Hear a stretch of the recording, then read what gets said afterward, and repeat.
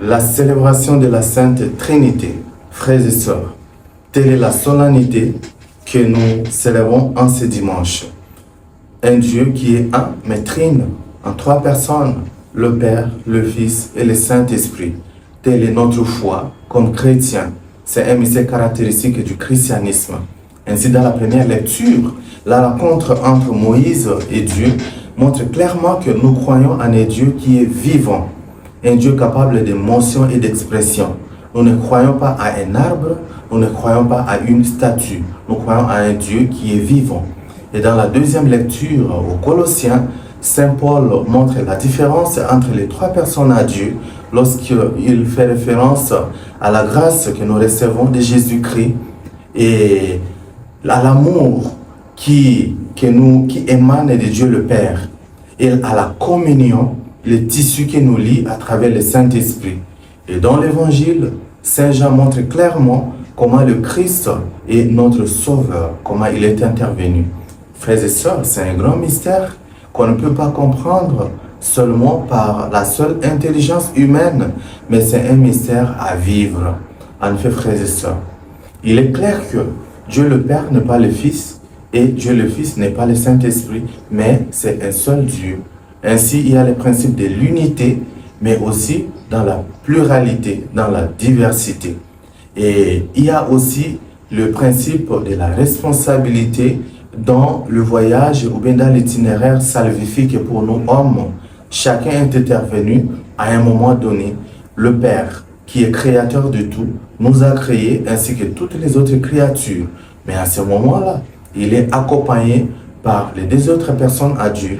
Parce que les prologues de Saint Jean montrent clairement qu'au moment de la création, rien n'a été créé sans le Christ, mais par le Christ tout a été créé. L'Esprit Saint aussi qui pavait sur les eaux, montrait, donnait la vie à tout ce qui a été créé. Pendant notre rédemption par Dieu le Fils, qui est Jésus-Christ, évidemment, même au baptême, la voix du Père montre sa présence, mais aussi la colombe qui volait sur les eaux montrait aussi la présence de l'Esprit Saint. Et le moment de l'Église où l'Esprit Saint nous conduit et nous donne les grâces nécessaires, nous sanctifie, il y a aussi la présence de la Sainte Trinité. Mais chacun intervient à son heure. Frères et sœurs, c'est un mystère difficile à comprendre, mais un mystère à vivre. Ce n'est pas un mystère à contempler de loin. Ainsi, aujourd'hui, dans ce monde où il y a la culture de la force, la culture de l'égoïsme, la culture où on veut bien dominer, on veut bien écraser. Moi, je pense que l'unité de la Sainte Trinité doit nous édifier parce que nous pouvons être différents, nous pouvons être de différentes idéologies, de différents partis politiques, mais il y a possibilité de vivre tous ensemble selon les objectifs assignés, les objectifs les plus ultimes de l'humanité. Et aussi la responsabilité comme la contribution de chacun pour la construction du monde, pour la construction de notre nation, pour la construction de notre Église. Chacun doit être responsable de ce qu'il fait, mais il doit le faire pas en ghetto, pas isolement, mais ensemble avec les autres. Pour montrer la complexité de ces mystères, frères et sœurs, je partage avec vous l'anecdote qui est dit de Saint Augustin, lui qui est un grand penseur, qui a même écrit plusieurs ouvrages sur la Trinité, réfléchissant sur ces mystères. Il est au bord d'une rivière, d'une mer, et il voit un petit enfant qui prétend vider l'eau de la mer et en fait de remplir un trou qui émane du sable. Et finalement, Saint Augustin lui dit, mais tu es fou, comment?